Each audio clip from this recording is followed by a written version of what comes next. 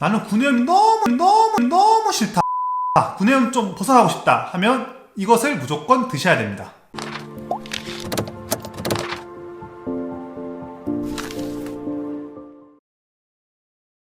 안녕하세요, 치과였습니다.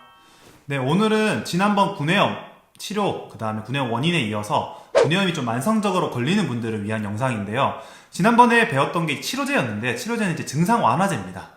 근데 오늘 같은 경우에는 이제 안 생기는 법, 예방법에 대해서 한번 알아볼까 하고요. 제가 지난번 구내염 영상에서 말씀드렸는데, 보통 비타민 B, 특히 B9, B12, 아니면 이제 철분 같은 게 결핍될 때 이런 구내염이 자주 걸린다고 말씀을 드렸는데, 이 세 가지가 모두 든 음식은 보통은 육류, 고기입니다. 고기를 많이 드시면 되고요.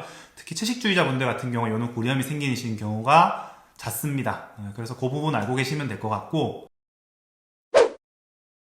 그래서 제가 오늘 말씀드릴 먹는 영양제들 같은 경우에는 크게 네 가지로 나눌 수 있습니다. 첫 번째는 이제 비타민 B군, 활성형 비타민 B군이라고 생각하시면 되고, 두 번째는 항산화제입니다. 그리고 세 번째는 이제 철분, 그 다음에 네 번째는 이제 면역력을 좀 증강시키는 그런 이제 구내염과 연관이 있다고 검증된 그런 몇 가지에 대해서 이야기를 해볼까 합니다.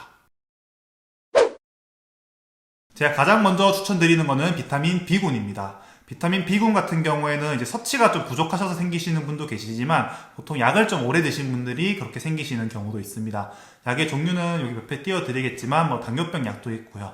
특히나 위장약들, 좀 자주 오래 드신 분들은 비타민 B가 만성적으로 낮은 경우가 있습니다. 이런 분들은 이제 피로감을 더 잘 느끼시고요. 구내염도 훨씬 더 자주 생기세요. 그렇기 때문에 이런 비타민 B를 영양제로 섭취하는 게 굉장히 중요합니다. 섭취하실 때 주의할 점이 있는데, 비타민 B도 종류가 굉장히 다양하게 있거든요. 그런데 그 종류를 한 가지만 이렇게 섭취하시는 게 아니라 복합제로 든 약을 섭취하시는 게 가장 효과가 좋다고 합니다.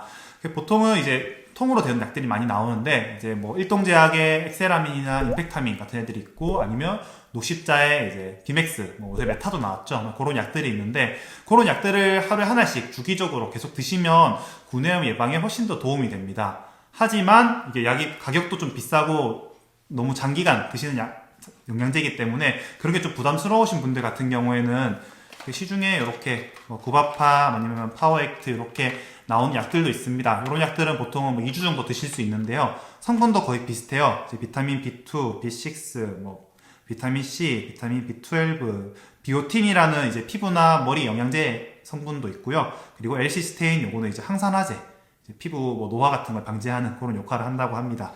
그렇기 때문에 큰 약이 사시기 부담스러우신 분들 같은 경우에는 이렇게 작은 약을 한번 드셔보시고, 그 다음에 조금 통약을 사셔가지고 드셔보시는 것도 구내염 예방에 도움이 될 것 같습니다. 네, 두 번째로 제가 말씀드릴 거는 항산화제인데요. 항산화제는 산화를 막아준다는 개념인데, 이제 산화라고 하면 피부의 노화나 손상, 세포예요. 피부가, 죄송합니다. 세포의 노화나 손상을 말하는데, 그 노화나 손상을 막아주는 걸 항산화제라고 합니다. 그래서 만성염증에도 도움이 되고요. 그래서 구내염과 이 항산화제는 생각보다 관련이 되게 깊고 연구 결과도 많이 밝혀진 게 많은데요.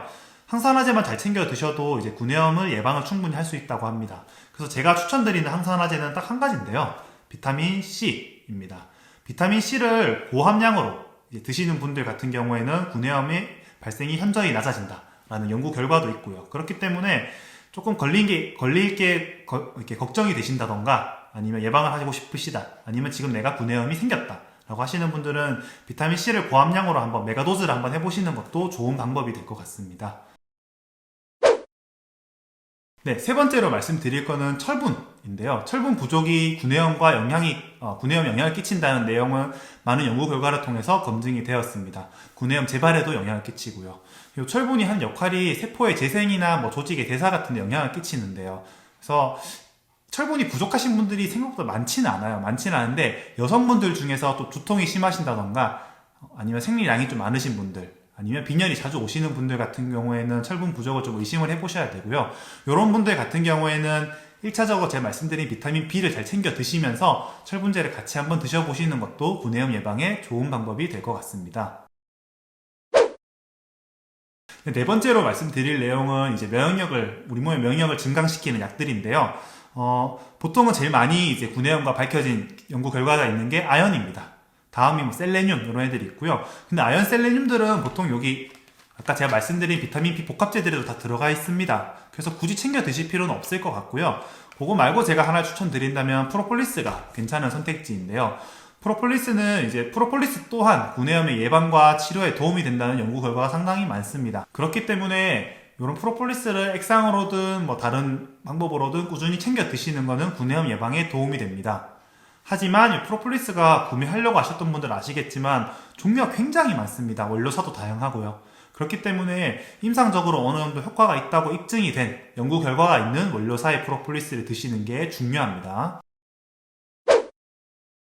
네, 마지막으로 정리 한번 해볼게요. 구내염 원인에 대해서는 저번 영상에서 굉장히 길게 말씀을 드렸는데 원인이 굉장히 다양합니다. 사람마다 원인이 다 다르기 때문에 뭐 특정 원인이다라고 꼽기가 참 힘든데요. 그런데 만성적으로 생기시는 분들 같은 경우에는 보통 오늘 제가 말씀드린 이런 게 부족해서 생기시는 분들이 많기 때문에 첫 번째로 비타민 B군을 잘 챙겨 드시고요.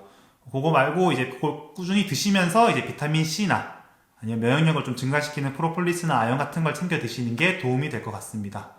여러분들이 이제 구내염이 좀 안 생기시길 바라며 이 영상을 마치겠습니다. 긴 시간 시청해 주셔서 감사합니다.